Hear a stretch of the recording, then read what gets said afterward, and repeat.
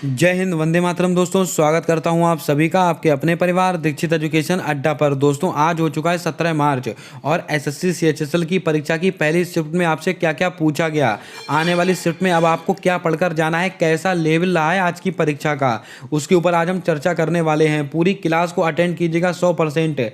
आने वाली शिफ्टों में आप 8 से 10 सवाल औरों से ज़्यादा करने वाले हैं। आइए शुरू करते हैं आज की क्लास, देखते हैं अपने सारे सवाल जो आज आपकी शिफ्ट में पूछे गए। दोस्तों आपसे एक सवाल पूछा कि भारत ने टोक्यो ओलंपिक में कितने सिल्वर मेडल जीते। मोस्ट इंपॉर्टेंट सवाल था, हमने कल या परसों में इसको डिस्कस भी किया था।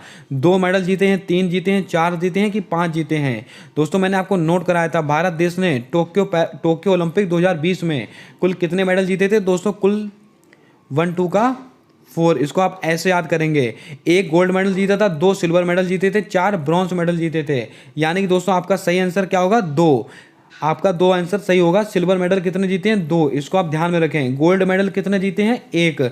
और दोस्तों कांस्य पदक कितने जीते हैं, 4। आपको दोस्तों एक चीज़ और याद रखनी है, अगर आपसे सवाल पूछा जाए टोक्यो ओलंपिक में पहला पदक किसके द्वारा जीता गया था, मीराबाई चानू के द्वारा जीता गया था। इसको भी आप याद कर लें। किस में जीता था, वेट लिफ्टिंग के अंदर जीता था। और कहाँ की रहने वाली है, मणिपुर। आइए कुछ महत्वपूर्ण फैक्ट मैं आपको नोट करा देता हूँ, इनको आप नोट करके रखें। दोस्तों अगर आपसे पूछा जाए 33वां दोस्तों ओलंपिक कहाँ पर होने वाला है, तो आपको याद रखना है ये होगा पेरिस में। पेरिस फ्रांस के अंदर होगा 2024 में। इसको भी आप ध्यान में रखेंगे। और 34वें क्रम का दोस्तों कहाँ पर होगा, तो इसको भी आप नोट कर लें, लॉस एंजल्स। लॉस एंजल्स ये कहाँ पर होगा, लॉस एंजल्स में। और दोस्तों 35वां कहाँ पर होगा, ये भी आप थोड़ा याद रखें, 35वां। ये सब सवाल आपकी परीक्षा के लिए मोस्ट इंपॉर्टेंट है। ये सब होगा ऑस्ट्रेलिया में, इसको भी आप ध्यान में रखें। 32वें क्रम के कहाँ हुए थे, तो आप सबको पता है टोक्यो में हुए थे, जापान में। 33वें कहाँ होंगे, पेरिस में होंगे, फ्रांस में। और 34वें दोस्तों कहाँ पर होंगे, लॉस एंजल्स में। 35वें क्रम के कहाँ पर होंगे, ऑस्ट्रेलिया में। भारत ने कितने पदक जीते थे, 7 पदक जीते थे, जिसके अंदर 1 gold, 2 silver, 4 bronze medal. Bharat का दोस्तों कौन सा स्थान रहा था, तो आपको याद रखना है कुल 48वां स्थान रहा था अपने भारत देश का। और दोस्तों अगर आपसे प्रश्न पूछा जाए, भारत 48वें स्थान पर रहा था और पहले स्थान पे कौन रहा था, अमेरिका यानी कि यूएसए पहले स्थान पर रहा था। इसको भी आप याद कर लें। आइए बढ़ते हैं अपने अगले सवाल की ओर। हमसे अगला प्रश्न पूछेगा कि अनुच्छेद 14 का संबंध निम्नलिखित में से किससे है। यानी कि आर्टिकल 14 से आपसे सवाल पूछा गया आपकी परीक्षा में। विधि के समक्ष समता, उपाधियों का अंत, प्राण एवं दैहिक स्वतंत्रता, धर्म, जाति, लिंग के आधार पर भेदभाव नहीं होगा। तो आपको मैंने कई बार नोट कराया था, समता का अधिकार ये किसके अंदर है, तो आपको याद करके रखना है अनुच्छेद 14। तो आपका ऑप्शन नंबर ए बिल्कुल सही जवाब होगा, इसको आप ध्यान में रखें। बात करते हैं और महत्वपूर्ण अनुच्छेद को लेकर, उपाधियों का अंत ये किसके अंदर है, आर्टिकल 18। आर्टिकल 18 इसके अंदर दोस्तों उपाधियों का अंत है। कमेंट में छाप कर बताएं आर्टिकल 17 इसके अंदर दोस्तों क्या कहा गया है, इसका जवाब आपको कमेंट कर कर बताना है। प्राण एवं दैहिक स्वतंत्रता ये दोस्तों किसके अंदर है, आर्टिकल 21। आर्टिकल 21 इसको भी आप याद कर लें। दोस्तों आर्टिकल 20 और 21 ये ऐसे आर्टिकल हैं जो किसी भी कीमत पर दोस्तों रद्द नहीं किया जा सकता है। इसको भी आप ध्यान में रखें, ये सवाल भी कई बार परीक्षाओं में पूछे गए हैं, इनको निरस्त नहीं किया जा सकता है। और दोस्तों धर्म, जाति, लिंग के आधार पर भेदभाव नहीं होगा, ये किस आर्टिकल में कहा गया, आर्टिकल 15। आर्टिकल 15 इसको भी आप ध्यान में रखें। मैंने आपसे पूछा है कि आर्टिकल 17 इसका उल्लेख दोस्तों क्या है, इसका जवाब आपको कमेंट में छाप कर बताना है। आइए बढ़ते हैं अपने अगले प्रश्न की ओर। दोस्तों हमसे अगला सवाल पूछा है कि मोहिनीअट्टम शास्त्रीय नृत्य किस भगवान को समर्पित है। मोस्ट इंपॉर्टेंट सवाल है और दोस्तों बहुत ही सिंपल सवाल है। एसएससी, जीडी और दोस्तों सीआरपीएफ और सभी एग्जाम में ये सवाल बार बार पूछा गया। तो आपको याद रखना है मोहिनीअट्टम ये किससे संबंधित है, ये भगवान विष्णु से संबंधित है। आपका ऑप्शन नंबर सी बिल्कुल सही जवाब होगा। दोस्तों मोहिनीअट्टम और कथकली ये कहाँ के हैं, केरल के हैं। केरल के शास्त्रीय नृत्य कौन से हैं, मोहिनीअट्टम और कथकली। दोस्तों भरतनाट्यम कहाँ का है, भरतनाट्यम इसका संबंध कहाँ से, तमिलनाडु से है। और इसकी फेमस कलाकार कौन है, रुक्मणी देवी अरुंडेल। दोस्तों अगर आपसे पूछा जाए कुचिपुड़ी इसका संबंध कहाँ से, तो आपको याद होगा आंध्र प्रदेश। इसके अलावा सरहुल फेस्टिवल, सरहुल ये कहाँ पर मनाया था, झारखंड। ये सब ऐसे सवाल हैं जो परीक्षाओं में बार बार पूछे जाते हैं। दोस्तों कथकली और मोहिनीअट्टम कहाँ के हैं, तो आपको याद रखना है केरल के हैं। और भरतनाट्यम कहाँ का है, तमिलनाडु का है। कुचिपुड़ी कहाँ का है, आंध्र प्रदेश का है। सरहुल फेस्टिवल कहाँ पर सेलिब्रेट करते हैं, झारखंड के अंदर। और दोस्तों एक से दो नाम आप और याद रखेंगे, जैसे कि त्रिपुरा का एक बहुत ही फेमस फेस्टिवल है, कौन सा, खारची महोत्सव। ये दोस्तों कहाँ से संबंधित है, त्रिपुरा से। और त्रिपुरा की मूल भाषा क्या है, कोक बरोक। इसको भी आप थोड़ा याद कर लें। आइए बढ़ते हैं अपने अगले प्रश्न की ओर। दोस्तों हमसे अगला सवाल पूछा गया कि हर चरित्र निम्नलिखित में से किसकी पुस्तक है, यानी कि इतिहास की पुस्तक आज आपसे पूछी गई है। आइए इस सवाल में कुछ महत्वपूर्ण इतिहास की पुस्तकें मैं आपको नोट कराता हूँ। अल बरूनी की पुस्तक है, बाणभट्ट की पुस्तक है, ह्वेनसांग की पुस्तक है कि कालिदास की पुस्तक है।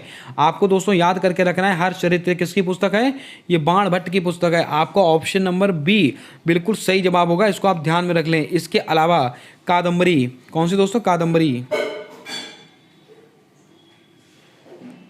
कादम्बरी ये किसकी पुस्तक है, ये भी बाणभट्ट की ही पुस्तक है। बात करते हैं अलबरूनी, ये किसकी पुस्तक है, मोस्ट इंपॉर्टेंट सवाल, इनकी एक पुस्तक है किताब उल हिंद। किताब उल हिंद ये किसकी पुस्तक है, तो आपको याद रखना है अलबरूनी की पुस्तक है। इसके अलावा ह्वेनसांग, इनकी एक पुस्तक है सी यू की, ये किसकी पुस्तक है, ह्वेनसांग की पुस्तक है। आइए दोस्तों कुछ महत्वपूर्ण पुस्तकें मैं आपको यहाँ पर नोट कराता हूँ, जैसे कि गीत गोविंद, गीत गोविंद ये किसकी पुस्तक है, जयदेव की पुस्तक है। किसकी, जयदेव की पुस्तक है। इसके अलावा मृक्षकटिकम ये किसकी पुस्तक है, शूद्रक की पुस्तक है। मुद्रा राक्षस, कौन सी दोस्तों, मुद्रा राक्षस ये किसकी पुस्तक है, तो आपको याद रखना है विशाख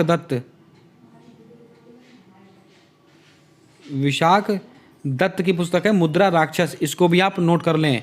अब कमेंट कर आपको दोस्तों बताना है काम सूत्र ये किसकी पुस्तक है, इसका जवाब आपको कमेंट कर बताना है। आइए बढ़ते हैं अपने अगले प्रश्न की ओर। हमसे अगला सवाल पूछा गया कि मनरेगा अधिनियम में न्यूनतम रोजगार दिनों की संख्या कितनी है, यानी कि दोस्तों जो मनरेगा अधिनियम है उसमें जो रोजगार दिया जाता है वो कितने दिनों का रोजगार होता है, इसका जवाब जल्दी से बताएं आप। 100 दिन, 120 दिन, 130 दिन, 140 दिन। तो आपको नोट करके रखना है मनरेगा अधिनियम के तहत कितने दिनों का रोजगार दिया जाता था, 100 दिनों का। आपको ऑप्शन नंबर ए बिल्कुल सही जवाब होगा, इसको आप ध्यान में रखें। आइए दोस्तों कुछ महत्वपूर्ण फैक्ट मैं आपको और नोट कराता हूँ। दोस्तों नरेगा अधिनियम कब का है, नरेगा एक्ट ये दोस्तों कब का है, तो आपको याद रखना 2005 का है। कब का, 2005 का। और दोस्तों ये लागू कब से हुआ, तो ये आपको याद रखना, अगर आपसे पूछा लागू कब हुआ, 2 फरवरी 2006 को ये दोस्तों लागू हुआ था। और इसका नाम मनरेगा कब पड़ा, इसका नाम मनरेगा कब पड़ा, तो आपको याद रखना है 2 अक्टूबर 2009 को इसका नाम मनरेगा पड़ा। यानी कि अगर दोस्तों आपसे पूछा जाए नरेगा अधिनियम कब का है, 2005 का है। लागू कब हुआ, 2 फरवरी 2006। और दोस्तों इसका नाम मनरेगा कब पड़ा, 2 अक्टूबर 2009। इतनी बातें आपको याद रखनी हैं। आइए बढ़ते हैं अपने अगले प्रश्न की ओर। दोस्तों हमसे अगला सवाल पूछा कि लखनऊ समझौता किस वर्ष हुआ था, वर्ष 1916, वर्ष 1917, वर्ष 1919, वर्ष 1923। दोस्तों हिस्ट्री का बहुत ही लल्लन टॉप सवाल आपसे पूछा गया है। लखनऊ समझौता ये किस वर्ष हुआ था, तो आपको याद होगा 1916। आपका ऑप्शन नंबर ए बिल्कुल सही जवाब होगा। दोस्तों मैंने आपको कई बार बताया भी था, लखनऊ अधिवेशन ये कब हुआ था, 1916 में। और इसकी अध्यक्षता कितने की थी, अंबिका चरण मजमूदार। और दोस्तों आपको याद होगा सूरत अधिवेशन 1907 में नरम दल और गरम दल अलग हो गए थे, और लखनऊ अधिवेशन में नरम दल और गरम दल ये दोस्तों एक हो गए थे। इसको भी आप नोट कर लें, ये प्रश्न भी कई बार परीक्षाओं में रिपीट हुआ सवाल है। 1917 में क्या हुआ, चंपारण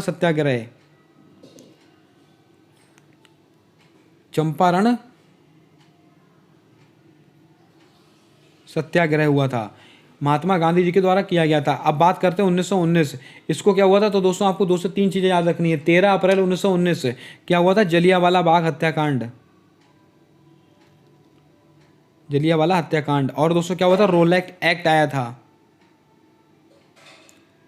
रोलैक्ट एक्ट, ना अपील ना दलील का कानून। और दोस्तों क्या हुआ था, मॉन्टेग्यू चेम्सफोर्ड अधिनियम, ये कब का है, 1919 का ही है।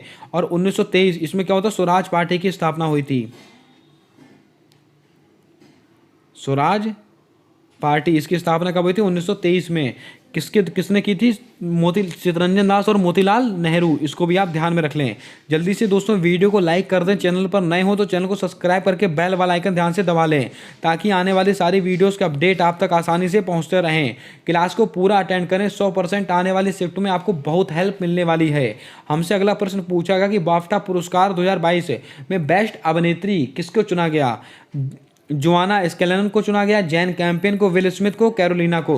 दोस्तों आपको याद करके रखना है किसको चुना गया? जोआना स्कैलनन को। आपका ऑप्शन नंबर ए बिल्कुल सही जवाब होगा।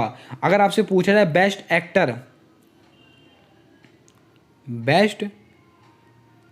एक्टर का अवार्ड किसको मिला था? विल स्मिथ को। और बेस्ट डायरेक्टर का अवार्ड दोस्तों किसको मिला था? जैन कैंपियन को। और किस पिक्चर के लिए मिला था? The power of the dog. Most important सवाल, the power of the dog, इस पिक्चर के लिए उनको मिला था। इसको भी आप ध्यान में रखें। आइए बढ़ते हैं अपने अगले प्रश्न की ओर। दोस्तों हमसे अगला सवाल पूछा कि ताप्ती नदी निम्नलिखित में से किस राज्य में बहती है? मध्य प्रदेश, गुजरात, महाराष्ट्र, झारखंड। दोस्तों ताप्ती नदी ये किस राज्य में बहती? तो आपको याद करके रखना है ये मध्य प्रदेश में बहती है। आपका ऑप्शन नंबर ए बिल्कुल सही जवाब होगा। इसको आप ध्यान में रखें। अब दोस्तों कुछ महत्वपूर्ण नदियां मैं आपको नोट कराता हूं, जैसे कि नर्मदा नदी ये कहाँ से निकलती है? तो आपको याद होगा अमरकंटक की पहाड़ी से। अमरकंटक की पहाड़ी से। कृष्णा नदी ये दोस्तों कहाँ से निकलती? तो आपको याद रखना है महाबलेश्वर की पहाड़ी से। महाबलेश्वर की पहाड़ी से। गोदावरी नदी ये कहाँ से निकलती? त्र्यंबकम की पहाड़ी से। त्र्यंबक की पहाड़ी से निकलती है। इसके अलावा अगर आपसे दोस्तों पूछ लिया जाए कावेरी नदी ये कहाँ से निकलती? कोडागू जिला है वहाँ से निकलती है। कोडागू जिला वहाँ से निकलती है। इसको भी आप ध्यान में रखें। ये कुछ महत्वपूर्ण नदियाँ, उनके उद्गम स्थल मैंने आपको नोट करा दिए हैं। इनको आप नोट कर लें, परीक्षाओं में बार बार पूछे जा रहे हैं ये सवाल। आइए बढ़ते हैं आज के अगले सवाल की ओर। हमसे अगला प्रश्न पूछा गया कि सतलुज तथा काली नदी के बीच में कौन सा हिमालय स्थित है? Kumaon Himalaya, mount Kilimanjaro, Mount Denali, mount एकांक गुहा। दोस्तों आपको याद रखना है सतलुज और काली नदी इसके बीच में कौन सा हिमालय स्थित है? आपका option number A Kumaon Himalaya स्थित है। आइए दोस्तों कुछ महत्वपूर्ण फैक्ट मैं आपको और नोट कराता हूँ यहाँ से। जैसे कि अगर आपसे पूछा जाए माउंट किलिमंजारो ये किसकी सबसे ऊंची चोटी है? अफ्रीका महाद्वीप की। अफ्रीका महाद्वीप की सबसे ऊंची चोटी कौन सी? Mount Kilimanjaro. माउंट डेनाली ये किसकी है? उत्तरी अमेरिका की सबसे ऊंची चोटी। उत्तरी अमेरिका की सबसे ऊंची चोटी कौन सी? Mount Denali. एकांक गुहा मोस्ट इंपॉर्टेंट सवाल, कई बार परीक्षा में पूछा गया सवाल। दक्षिणी अमेरिका की सबसे ऊंची चोटी कौन सी? माउंट एकांक गुहा। दोस्तों अगर आपसे पूछा जाए माउंट कोसियस्को ये किसकी है? ऑस्ट्रेलिया की सबसे ऊंची चोटी है। इसके अलावा अगर आपसे प्रश्न में पूछ लिया जाए एशिया की सबसे ऊंची चोटी कौन सी है? Mount Everest. और यूरोप की कौन सी है? अल्ब्रुज। और अंटार्कटिका की कौन सी है? Mount Wilson massive. इसको भी आप याद कर लें, ये सवाल भी मोस्ट इंपॉर्टेंट है। उम्मीद करता हूँ आज का क्लास आपको पसंद आया होगा, आज का एनालिसिस आपको अच्छा लगा होगा। अगर क्लास पसंद आई है तो क्लास को लाइक कर दें, चैनल पर नए हो तो चैनल को सब्सक्राइब करके बेल वाला आइकन ध्यान से दबा दें। दोस्तों आपको बता दें जीके जीएस का जो लेवल है वो ओवरऑल ठीक आ रहा है। आपका दोस्तों पेपर मॉडरेट लेवल का आ रहा है, ज़्यादा हार्ड लेवल अभी आपसे नहीं पूछा गया है। मिलते हैं आने वाले अगली शिफ्ट में, तब तक के लिए जय हिंद जय भारत दोस्तों।